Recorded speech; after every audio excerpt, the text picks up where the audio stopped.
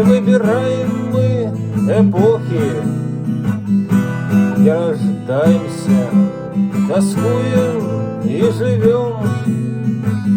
Не родиться при царе Горохе был бы я отличным звонарем, и я бы перед каждым колокольным боем духом собирался, как у алтаря. Воскреси хорошее, погаси плохое, друг мой медный колокол.